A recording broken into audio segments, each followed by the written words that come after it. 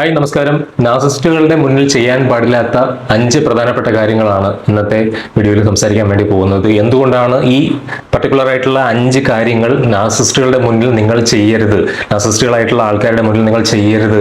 അതിപ്പോൾ നാർസിസ്റ്റിക് ആയിട്ടുള്ള പാർട്ണർ ആയിക്കോട്ടെ, പാരൻസ് ആയിക്കോട്ടെ, നിങ്ങളുടെ ഫ്രണ്ട്സിലുള്ള ആരെങ്കിലും ആയിക്കോട്ടെ, ബോസ് ആയിക്കോട്ടെ, റിലേറ്റീവ്സ് ആയിക്കോട്ടെ, ആരെ ആയിക്കോട്ടെ, അവരുടെ മുന്നിൽ ഈ 5 കാര്യങ്ങൾ ചെയ്യാൻ പാടില്ല. അതിൻ്റെ പിറകിലെ സൈക്കോളജി എന്താണ്? ഇപ്പം നമ്മൾ സാധാരണ ഒരു മനുഷ്യനോട് ഇടപഴകുന്ന പോലെ അല്ലാതെ ഒരു നാർസിസ്റ്റിനോട് ഇടപഴകുമ്പോൾ നമ്മൾ അവരുടെ മുന്നിൽ കരയുകയാണെങ്കിൽ, അവരോട് നമ്മളെ പറ്റി എക്സ്പ്ലെയിൻ ചെയ്യുകയാണെങ്കിൽ, നമ്മുടെ എന്തെങ്കിലും രഹസ്യങ്ങൾ അവരോട് പറയുകയാണെങ്കിൽ, അത് നാർസിസിസ്റ്റ് ഏത് തരത്തിൽ ദുരുപയോഗപ്പെടുത്തുമെന്നുള്ളത് നിങ്ങൾക്ക് ഇതുവരെയുള്ള വീഡിയോസ് കണ്ടതെന്നും ഏതാണ്ട് ഒരു ഐഡിയ ഉണ്ടല്ലോ. എന്നാൽ അത് വളരെ വ്യക്തമായിട്ട് ഇതിന്റെ പിറകിൽ എന്തുകൊണ്ട് ഇത്തരം കാര്യങ്ങൾ ചെയ്യരുത്, നമ്മൾ ചെയ്യാൻ പാടില്ല എന്നുള്ളത് വ്യക്തമാക്കി മനസ്സിലാക്കി തരിക എന്നുള്ളതാണ് ഇന്നത്തെ വീഡിയോയിലൂടെ ഉദ്ദേശിക്കുന്നത്. ഇതിന്റെ പിറകിലുള്ള സൈക്കോളജിക്കൽ ആയിട്ടുള്ള റീസൺസ്, സയന്റിഫിക് ആയിട്ടുള്ള റീസൺസ് നമ്മൾ സംസാരിക്കുന്നുണ്ട്. നമുക്ക് അറിയാവുന്ന ട്രസ്റ്റ് വർത്തി ആയിട്ടുള്ള ഒരാൾ, നമുക്ക് ഹെൽത്തി ആണെന്ന് ഇപ്പോൾ മനസ്സിലാക്കാൻ കഴിയുന്ന ഒരാളുടെ മുന്നിൽ നമ്മൾ കരഞ്ഞു കഴിഞ്ഞാൽ അവർ നമ്മളെ അപ്പോൾ തന്നെ കംഫർട്ട് ചെയ്യുകയാണ് ചെയ്യുന്നത്, നമ്മളെ ആശ്വസിപ്പിക്കുകയാണ് ചെയ്യുന്നത്. നമ്മുടെ പ്രശ്നങ്ങൾ പറയുമ്പോൾ അവർ നമ്മളെ കേട്ടിരിക്കും. എന്നാൽ ഇത്തരം കാര്യങ്ങൾ ഒരു നാർസിസ്റ്റിന്റെ മുന്നിലാണ് നിങ്ങൾ ചെയ്യുന്നതെങ്കിൽ നല്ല രീതിയിൽ ബാക്ക് ഫയർ ചെയ്യുകയാണ് ചെയ്യുക. നിങ്ങൾ അങ്ങേയറ്റം മാനസികമായിട്ടുള്ള വേദന അനുഭവിക്കുകയും കൺഫ്യൂസ്ഡ് ആവുകയും ചെയ്യുന്ന ഒരു അവസ്ഥയിലേക്ക് പോവുകയാണ് ചെയ്യുക. അപ്പോൾ ഇതിൽ നമ്മൾ ചെയ്യാൻ പാടില്ലാത്ത 5 സ്പെസിഫിക് ആയിട്ടുള്ള പർട്ടിക്കുലർ ആയിട്ടുള്ള കാര്യങ്ങളെ പറ്റിയിട്ടാണ് ഇന്ന് വിശദീകരിക്കാൻ പോകുന്നത്. ഇതിന്റെ പിറകിലെ സൈക്കോളജി എന്താണ്, എന്തുകൊണ്ടാണ് നിങ്ങൾ അത് ചെയ്യാൻ പാടില്ലാത്തത്. ഒന്നാമത്തെ കാര്യം, നിങ്ങളുടെ കണ്ണുനീർ ഒരിക്കലും ഇവരുടെ മുന്നിൽ കാണിക്കരുത് എന്നുള്ളതാണ്. ദ ഫ്യൂവൽ ട്രാപ്പ് എന്നാണ് ഇതിനെ വിളിക്കുന്നത്. ഈ നാർസിസ്റ്റിക് ആയിട്ടുള്ള ആൾക്കാർ നമ്മളെ ഹേർട്ട് ചെയ്ത് കഴിഞ്ഞാൽ നമുക്ക് ഉള്ള ഒരു ഇന്റൻഷൻ ആയിരിക്കും, നമുക്ക് ചെയ്യാൻ സാധ്യതയുള്ള ഒരു കാര്യമായിരിക്കും ഇവരുടെ മുന്നിൽ നിന്ന് കരയുക എന്നുള്ളത്. നിങ്ങൾ അവിടെ ഉദ്ദേശിക്കുന്നത് നിങ്ങളുടെ ആ വിഷമം, ശരിക്കുള്ള വിഷമം, ആ കരച്ചിൽ അടക്കി പിടിക്കാതെ ഇവരുടെ മുന്നിൽ കാണിച്ചു കഴിഞ്ഞാൽ അത് ഏതെങ്കിലും തരത്തിൽ ഇവരുടെ ഉള്ളിൽ എമ്പതി ട്രിഗർ ചെയ്യും. ഇവർ എമ്പതറ്റിക് ആയിട്ട് അതിനെ കാണും എന്നുള്ള രീതിയിൽ വിചാരിച്ചുകൊണ്ടായിരിക്കും, അല്ലെങ്കിൽ ചിലപ്പോൾ അവർക്ക് അത് ആ വേദന കൊടുക്കാനും കൂടെ വേണ്ടിയിട്ട് എന്നൊക്കെ വിചാരിച്ചിട്ടൊക്കെ ആയിരിക്കും നിങ്ങൾ കരയുന്നത്. എന്നാൽ ഇവിടെ ക്ലിയർ കട്ടായിട്ട് നമ്മൾ മനസ്സിലാക്കിയിരിക്കേണ്ട ഒരു കാര്യമാണ് ഈ നാർസിസ്റ്റുകളുടെ കോഗ്നിറ്റീവ് എമ്പതിയെ കുറിച്ചും. ഈ കോഗ്നിറ്റീവ് എമ്പതിക്ക് എഫക്റ്റീവ് എമ്പതി എന്ന് പറയുന്ന കാര്യം ഇവരിൽ ഇല്ലാതിരിക്കുന്ന ഒരു അവസ്ഥയെക്കുറിച്ചും. നാർസിസ്റ്റുകൾക്ക് ഇമോഷണൽ എമ്പതി ഇല്ല എന്ന് നേരത്തെ എൻ്റെ വീഡിയോയിൽ ഞാൻ പറഞ്ഞിട്ടുള്ളതാണല്ലോ. അത് ആ വീഡിയോയിൽ തന്നെ ഞാൻ പറഞ്ഞിട്ടുണ്ട് കോഗ്നിറ്റീവ് എമ്പതിയെ പറ്റിയിട്ട്. ഈ കോഗ്നിറ്റീവ് എമ്പതിയുടെ ഒരു ഡാർക്ക് സൈഡാണ് നാർസിസ്റ്റുകൾക്കുള്ളത്. ഇതെന്താണെന്ന് വെച്ച് കഴിഞ്ഞാൽ, നിങ്ങൾ സാഡ് ആണെന്ന് ഇന്റലക്ച്വലി ഇവർക്ക് മനസ്സിലാക്കാനായിട്ട് കഴിയും. എന്നാൽ മറ്റൊരാളെ മനസ്സിലാക്കാൻ കഴിയുന്ന എഫക്റ്റീവ് എമ്പതി എന്ന് പറയുന്നത് ലെവലേശം ഇവരിൽ ഇല്ല എന്നുള്ളത് നമ്മൾ മനസ്സിലാക്കിയിരിക്കണം. നിങ്ങൾ അവരുടെ മുന്നിൽ നിന്ന് കരയുമ്പോൾ അവർക്ക് സഹാനുഭൂതിയോ സ്നേഹമോ ഒരു തരത്തിലുള്ള ആശ്വസിപ്പിക്കലോ എന്നുള്ള തോന്നലുകളൊന്നും, അങ്ങനെയുള്ള വികാരങ്ങളൊന്നും ഇവരിൽ ഉണ്ടാക്കുകയില്ല. നേരെ മറിച്ച് അവർ കൂടുതൽ പവർഫുൾ ആയിട്ടായിരിക്കും അവർക്ക് ഫീൽ ചെയ്യുന്നത്. നിങ്ങളുടെ കണ്ണീര് കണ്ടു കഴിഞ്ഞാൽ ഇവർക്ക് കിട്ടുന്നത് അവരിപ്പോഴും നിങ്ങളെ കൺട്രോൾ ചെയ്തുകൊണ്ടിരിക്കുന്നു എന്നുള്ള ഒരു ഉറപ്പാണ്.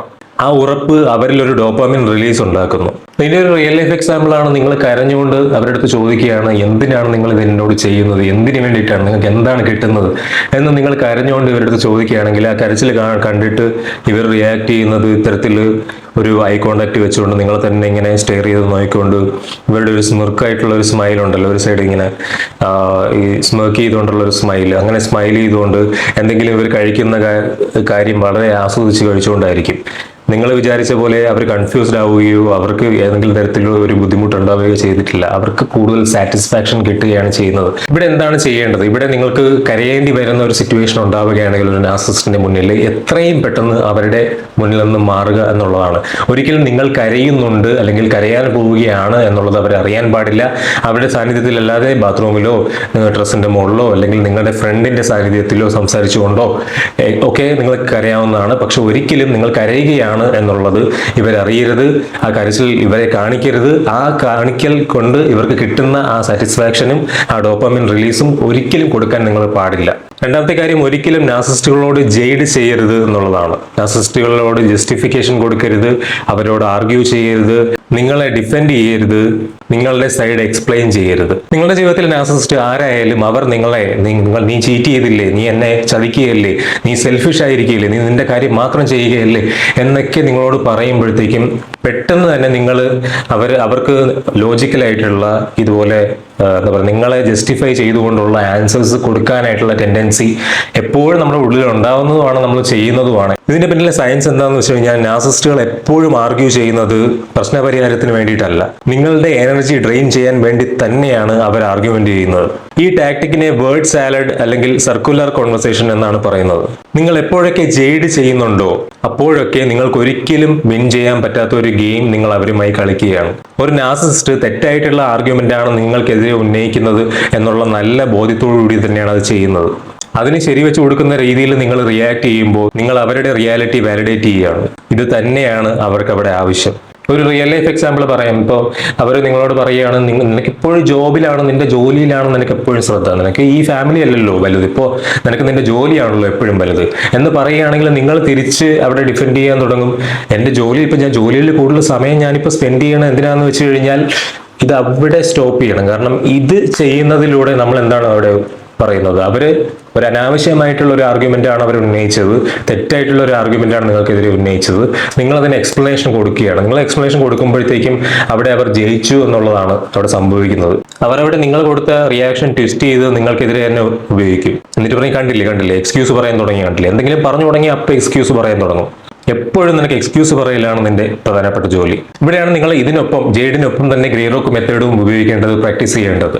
ഗ്രേ റോക്ക് മെത്തേഡ് നിങ്ങൾ ആ സമയത്ത് ഉപയോഗിക്കുക. നിങ്ങൾ പറയുക, നിങ്ങൾ തിരിച്ച് റെസ്പോണ്ട് ചെയ്യുക, ഞാൻ കേട്ടു എന്താണ് നിങ്ങൾ പറഞ്ഞതെന്ന്, നിങ്ങൾക്ക് അങ്ങനെ ചിന്തിക്കാം, നിങ്ങളതിനെ ചിന്തിക്കാൻ അർഹനാണ് അല്ലെങ്കിൽ യോഗ്യനാണ് എന്നൊക്കെ പറഞ്ഞ് ഇത്തരത്തിൽ ഒരൊറ്റ സ്റ്റേറ്റ്മെന്റ് പറഞ്ഞിട്ട് നിങ്ങൾ അവിടെ നിർത്തുക. പിന്നെ ഒരു തരത്തിലും ആ സ്റ്റേറ്റ്മെന്റും വളച്ചൊടിക്കാനോ അത് വെച്ചിട്ട് സംസാരിക്കാനോ ഉള്ള ഒരു അവസരം അവർക്ക് കിട്ടരുത്. അതാണ് ഗ്രേ റോക്ക് മെത്തേഡ് പ്രാക്ടീസ് ചെയ്യുന്നതിലൂടെ, ഇത്തരത്തിലുള്ള ഒരു ഇമോഷനും കാണിക്കാതെ ഉള്ള ഒറ്റ സ്റ്റേറ്റ്മെന്റ്സ് പറഞ്ഞു നിർത്തുന്നതിലൂടെ നമുക്ക് ചെയ്യാനായിട്ട് ഫലപ്രദമായിട്ട് ഇതിനെ ഹാൻഡിൽ ചെയ്യാൻ കഴിയുന്നത്. മൂന്നാമത്തെ കാര്യം, ഒരിക്കലും നിങ്ങളുടെ ഡീപ്പായിട്ടുള്ള ഇൻസെക്യൂരിറ്റീസ് നാർസിസ്റ്റുകളുമായിട്ട് ഷെയർ ചെയ്യരുത് എന്നുള്ളതാണ്.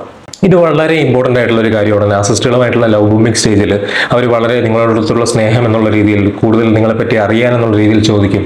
നിന്റെ ചൈൽഡ്ഹുഡ് ട്രോമയെ പറ്റി നീ എന്നോട് പറയൂ, നിന്റെ വീക്ക്നെസ്സുകളെ പറ്റി എന്നോട് പറയൂ, നിനക്ക് ഏറ്റവും പേടിയുള്ള കാര്യങ്ങളെ പറ്റി നീ എന്നോട് പറയൂ.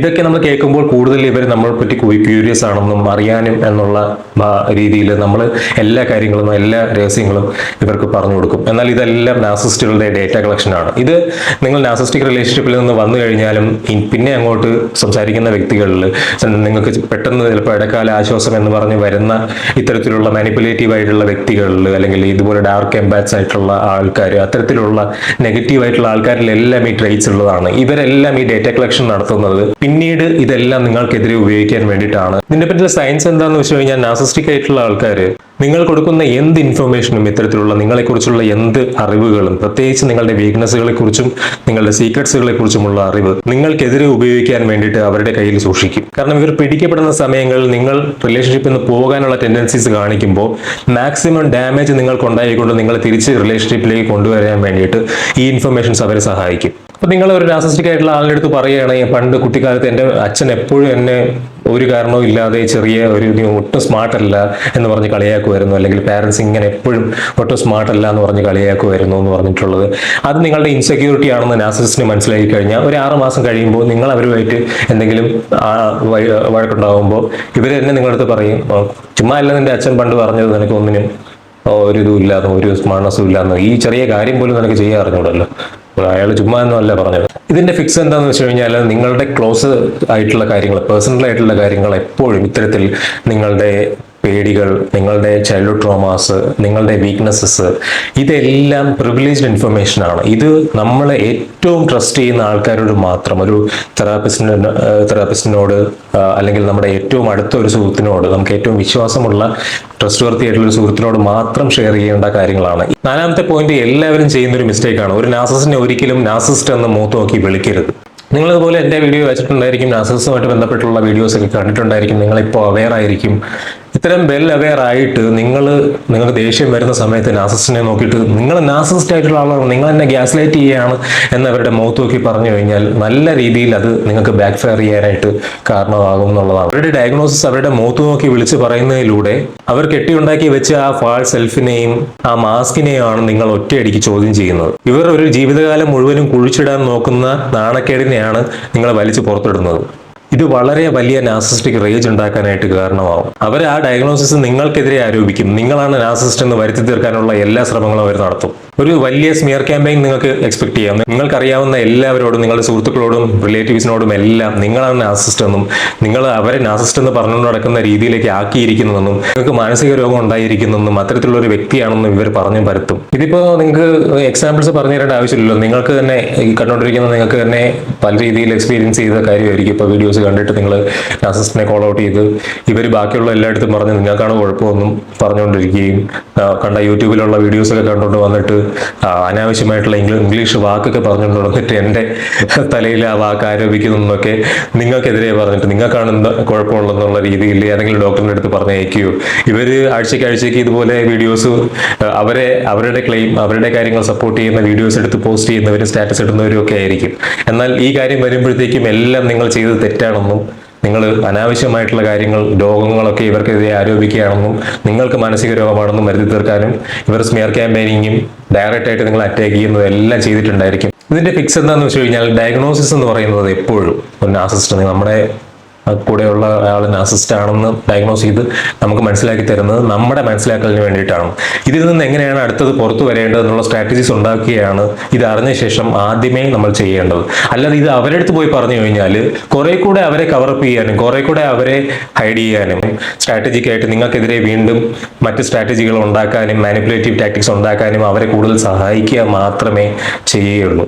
അഞ്ചാമത്തെ കാര്യം, നിങ്ങൾ ചെയ്യാൻ പോകുന്നില്ലാത്ത കാര്യങ്ങൾ ഭീഷണികൾ എന്നുള്ള രീതിയിൽ ഇവരോട് പറയരുത്. നിങ്ങൾ അവരോട് പറയുകയാണ് നിങ്ങൾ എന്നെ ചീറ്റ് ചെയ്ത് കഴിഞ്ഞാൽ നിങ്ങൾ എന്നെ ചീറ്റ് ചെയ്ത് കഴിഞ്ഞാൽ ഞാൻ ഇവിടെ നിന്ന് ഇറങ്ങിപ്പോകും, ഞാൻ ഇനി ഒരിക്കലും നിങ്ങളുടെ അടുത്ത് വരില്ല എന്ന് പറയുകയാണ്. അല്ലെങ്കിൽ നിങ്ങൾ ഇത്തരത്തിൽ കിടന്ന് ദേഷ്യപ്പെട്ട് കഴിഞ്ഞാൽ ഇങ്ങനെ കിടന്ന് ബളം ഉണ്ടായി കഴിഞ്ഞാൽ ഞാൻ ഇവിടെ നിന്ന് പോകുമെന്ന് പറയുകയാണ്.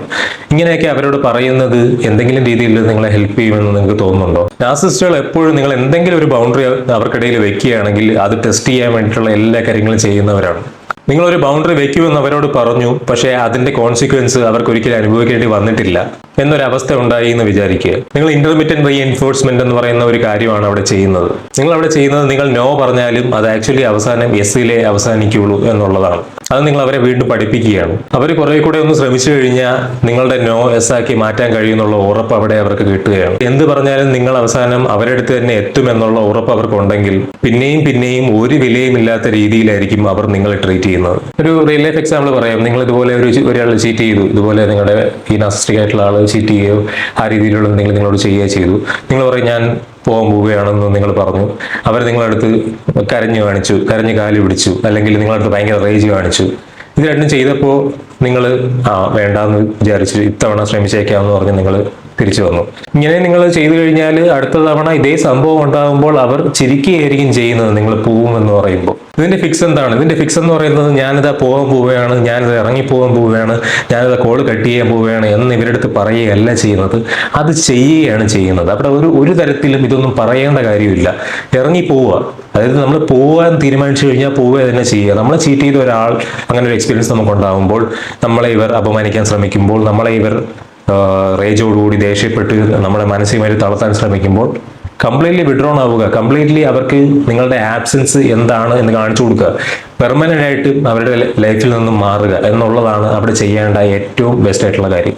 ഇവിടെ ഇതിലെ ഏറ്റവും പ്രധാനപ്പെട്ട അണ്ടർലൈങ് ആയിട്ടുള്ള പോയിന്റ് എന്ന് പറയുന്നത് ഇവരെ ഒരു നോർമൽ ആളായിട്ട് ട്രീറ്റ് ചെയ്യാതിരിക്കുക എന്നുള്ളതാണ്. നിങ്ങൾ പ്രാഥമികമായി ഈ വ്യക്തിക്ക് കൊടുത്തുകൊണ്ടിരുന്ന എനർജി എന്ന് പറയുന്നത് നിങ്ങളുടെ എനർജിയാണ്. ആ എനർജി എന്ന് പറയുന്നത് നിങ്ങളുടെ ഹീലിംഗിന് വേണ്ടി മാത്രം മാറ്റിവെക്കേണ്ടതാണ്. നിങ്ങളുടെ സമാധാനം സംരക്ഷിക്കാനായിട്ടുള്ള നിങ്ങളുടെ യാത്രയിൽ, നിങ്ങളുടെ വഴിയിൽ ഈ വീഡിയോ ഒരു സഹായകരമായിട്ടുള്ള ഒരു കാര്യമായിട്ടുണ്ടെങ്കിൽ നിങ്ങൾ ലൈക്ക് ചെയ്ത് ഷെയർ ചെയ്ത് മാക്സിമം നമ്പർ ഓഫ് ആൾക്കാരിലേക്ക് എത്തിച്ച് സബ്സ്ക്രൈബ് ചെയ്ത് ഈ കമ്മ്യൂണിറ്റിയുടെ ഭാഗമായി കൂടി എന്നെ സപ്പോർട്ട് ചെയ്യുക. നിങ്ങളുടെ ബൗണ്ടറീസ് കൃത്യമായിട്ട് ഫേമായിട്ട് വെക്കുക, സ്ട്രോങ് ആയിട്ടിരിക്കുക. അടുത്ത വീഡിയോയിൽ നമുക്ക് വീണ്ടും കാണാം. അതുവരെ നിങ്ങൾക്ക് എല്ലാവർക്കും